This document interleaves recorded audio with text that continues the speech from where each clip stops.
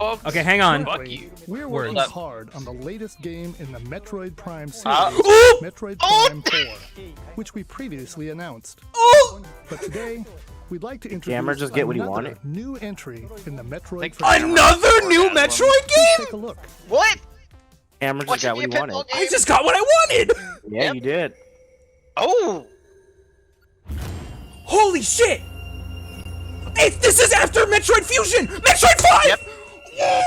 He's so happy!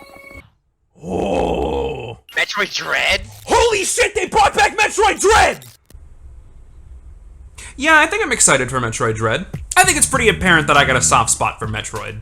You got the cool worlds to explore, you got the fantastic enemies, you got the power-ups, you got the Metroidvania genre entirely, you got Samus. Because you've clicked on this video, I can assume 3 things about you. 1, you might be a fan of Nintendo, but you just haven't given Metroid a chance yet. And honestly, I can't blame you. 2, you've seen all the hype surrounding Metroid Dread, and you want to find a good entry point into the series. And 3, you have good taste. Thanks for that. So as your resident dumb Nintendo fan who cares way too much about plastic bullshit, I think I've got the information that you need. So let's just cut to the chase. What's the best entry point into the series? Honestly, any of them? I'll go into specifics later, but honestly, just pick the Metroid game that is most available to you. If we're going off of the assumption that you are already a fan of Nintendo, but just haven't played Metroid, you probably already have a Nintendo Switch. And Super Metroid's available on Nintendo Switch Online, if you pay for that. I definitely agree that it's a strong game, and while it's not my favorite, it's still like an easy 9 out of 10 recommendation. If you happen to be one of the 4 Wii U owners watching this video, then there are plenty of games available on the system that you can just go ahead and play right now. You got the 2 Game Boy Advance games, Metroid Zero Mission and Metroid Fusion, both of which I highly recommend. Honestly, I recommend all these games in the series, but hey, those are some really standout games. You got Metroid Prime Trilogy, which is just 3 games in one purchase for 20 bucks. That's not a bad deal at all. I'm also fairly certain that Metroid 1 and Metroid 2 are available on there, but I haven't actually checked because I don't really recommend you play Metroid 1 or 2. If you happen to have a GameCube, then you have the entire Metroid Prime series, and on the DS you got Metroid Prime Hunters, but I don't recommend you play this one either, mostly just because it's a first-person shooter on the DS, and it doesn't really control very well. The game in general just hasn't aged very well, and the only thing it really introduces are the other bounty hunters, like Sylux and Trace. And I'm gonna be perfectly honest with you, you don't really need to know them. I mean, yeah, Sylux makes a brief appearance at the end of Metroid Prime Federation Force, but really? Are you really gonna play Federation Force? So that perfectly segues us into the 2 games I recommend you don't play. The first game that I don't recommend that you play is Metroid Other M. Now, Metroid fans love to dog on this game, and there's good reasons for that. It's honestly just not really a Metroid game. It doesn't really have any of the staple mechanics that you'd see in any regular Metroid game. There's no open world exploration, there's no power-up based progression, and the atmosphere kinda sucks. And honestly, the story of Metroid Other M just sucks also. It was meant to be a bridge between Super Metroid and Metroid Fusion, but you can just ignore it. Like, just don't play Other M. If you're really curious about it, you can just watch a Let's Play online. Just don't bother with it. The other game that I don't recommend you play is Metroid Prime Federation Force. Now, Federation Force is a fine enough game on its own, but you don't play as Samus. And I'm gonna be perfectly honest, it's not really a Metroid game if Samus isn't in it. There was a brief stinger at the end that showcased Sylux from Metroid Prime Hunters, but again, you can just watch a Let's Play on YouTube if you really care. Other than that, man, you're free to choose whatever Metroid game you want. The beautiful and honestly kind of sad thing is that there really aren't a whole lot of Metroid games for you to play. On one hand, there's not a whole lot you gotta play to catch up on fully. On the other hand, there's not a whole lot of Metroid games. So, you know. The trailer for Metroid Dread was indeed correct. This is Metroid 5 we're looking at. That's right, there are only 5 games in the main Metroid series. And we'll go over the exact timeline so everyone's caught up to speed. The first game in the series is obviously Metroid 1 on the NES back in 1985 or 86, whenever the fuck that game came out. Now, I said you didn't have to play that one. That's because Metroid 1 had a remake on the Game Boy Advance called Metroid Zero Mission, so just play that instead if you really want to see the start of the series. Samus's Zero Mission, as it were. Then you got Metroid 2.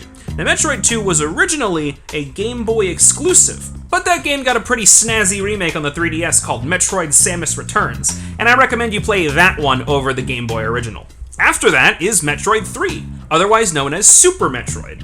Then after Super Metroid on the Super Nintendo, we skip all the way over to the Game Boy Advance with Metroid Fusion. Yes, that is canonically Metroid 4. And then 19 fucking years later, we go to Metroid Dread, and that is where the story continues and its latest point in Metroid 5. Yes, technically, the Metroid Prime series of games are a side story. They're a spin-off, technically. All the Prime games take place between Metroid 1 and Metroid 2, so you don't need to play them to get the story of Metroid, but I still recommend you play them. So after Metroid 1, we actually diverge a little bit into Metroid Prime 1. The Prime series in general just focuses on Samus battling the Phazon, a radioactive, semi-sentient element that basically copies her and tries to take over the universe. You know, just an average week for Samus. The progression of the games is the easiest to understand. You got Prime 1 first, then Prime Pinball, then Prime 2, then Prime 3, then Prime 4, whenever the fuck that comes out. Okay, so let's just recap everything real quick, just so it's easy for everybody to understand. Where do I play all of these games? Well, if you want the easiest to access game, that would be Super Metroid on Nintendo Switch Online.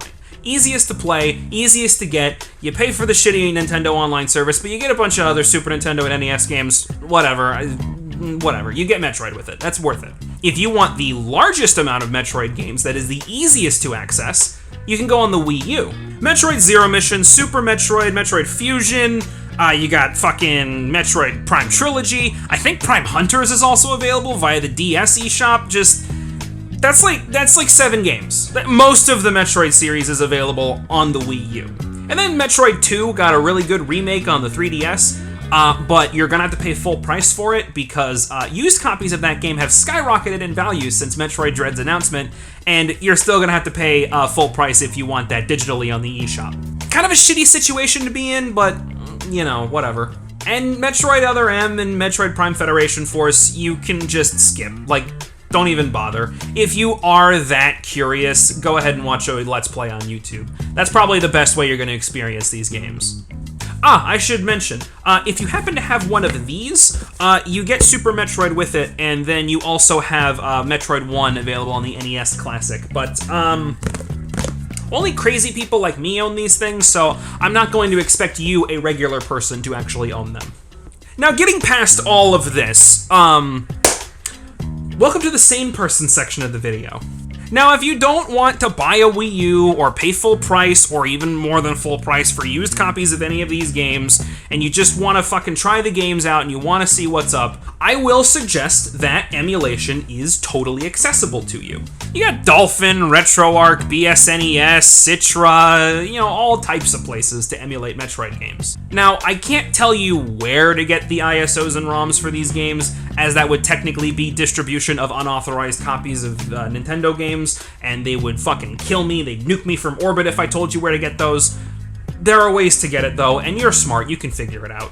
Complete non sequitur, by the way, come join my Discord. We like to talk about a bunch of shit, like how sludgy our brains are, talk about anime. We have 7 dabbing emotes, one of them being a dabbing Samus emote. You know, that's pretty topical, huh? We also never talk about emulation or piracy. Never, ever, ever. We never discuss distribution of legitimately ripped copies of Metroid games that pretty much aren't available anymore. You know, fucking, you can't talk about that stuff on Discord. They would fucking nuke me from orbit. Alright, now that all this is out of the way, let's get to the fun stuff. What is my favorite Metroid game? I mean, obviously, since you have good taste, you wanted to come here and see my opinion on Metroid.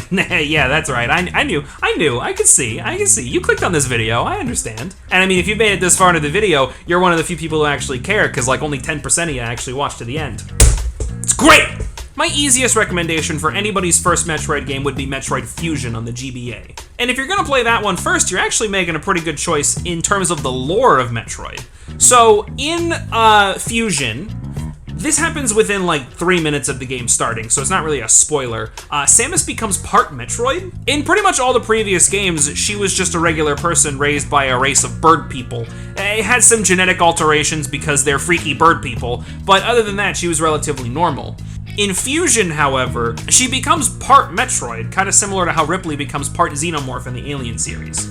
And Metroid Dread is the first game we get to see post-Fusion Samus, where she's still part Metroid and she still has all that DNA in her. So it's really interesting to see, like, Samus come in and be part Metroid and do all that cool Metroid shit, right? It's the easiest, quickest catch-up job you can do for any fucking Metroid fan. Just play Fusion, you'll be fine. Fusion's probably my favorite Metroid game. I got a real big soft spot for Prime 2, but Fusion just it ekes out just a little bit more.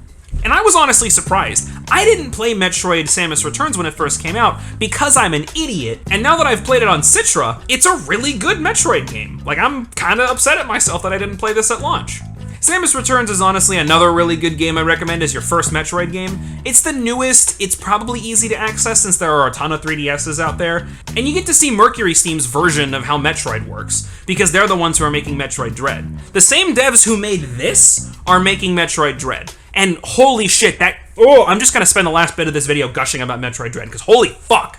The game looks gorgeous, like what the fuck? The camera's all super dynamic and it goes behind Samus when she's using the fucking Omega Beam. The Omega Beam looks sick, the Emmys look fucking menacing as shit, and I love them to death. I love how Samus's new suit looks, like normally you see Samus in this like kind of normal style Varia suit, but she's got this really fucking sick blue and white design, the little accents of red, and she's still fucking part Metroid, so is the X-Parasite going to fucking play a role in the plot of Metroid 5? I don't know. I don't know anything about it, but I'm still so fucking excited for this game. Holy shit.